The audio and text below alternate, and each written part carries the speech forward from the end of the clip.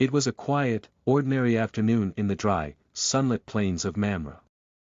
The earth glimmered under the heavy heat, and the large oaks cast thin, swaying shadows across Abraham's tent.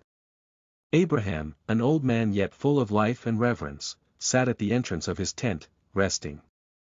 But something unusual stirred in the distance.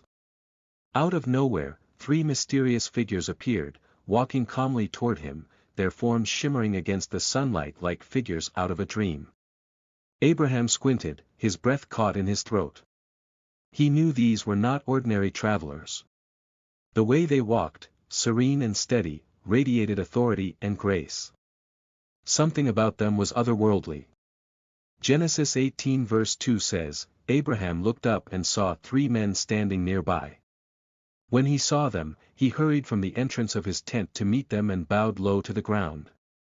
Despite the mystery, Abraham's response was immediate. With the humility of a servant, he rushed toward them, bowed low, and said, "If I have found favor in your eyes, my Lord, do not pass your servant by. Let a little water be brought, and then you may all wash your feet and rest under this tree.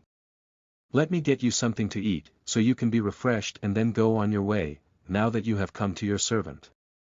The three men accepted. Abraham moved quickly. He told Sarah, his wife, to bake bread from the finest flour. He chose a tender calf from his herd, had it prepared, and served it with curds and milk to the visitors. He stood nearby, watching as they ate under the shade of the oaks. As Abraham watched, one of the visitors spoke, his voice steady and filled with purpose. "Where is your wife Sarah?" Abraham replied, "There, in the tent."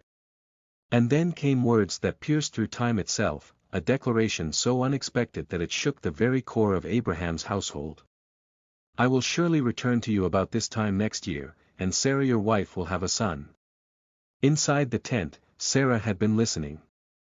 She was old, well past childbearing years. The mere thought of bearing a son at her age seemed absurd. She laughed quietly to herself, thinking, "After I am worn out and my Lord is old, will I now have this pleasure?" But the Lord, revealed as the speaker, knew her heart.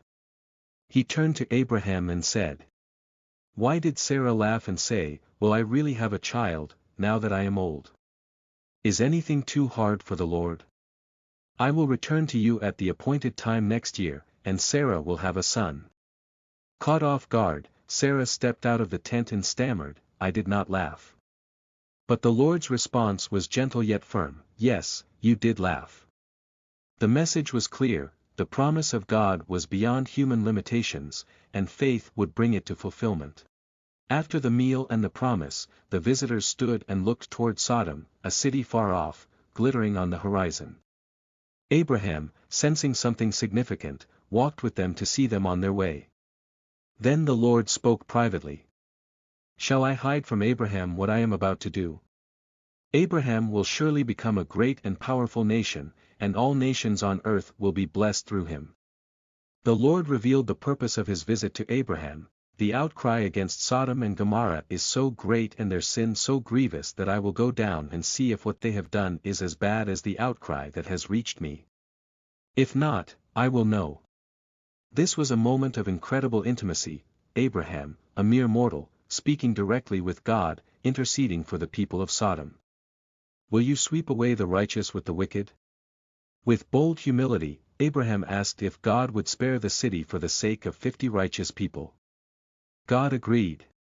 Then Abraham asked for 45, 40, 30, 20, and finally, 10 righteous people.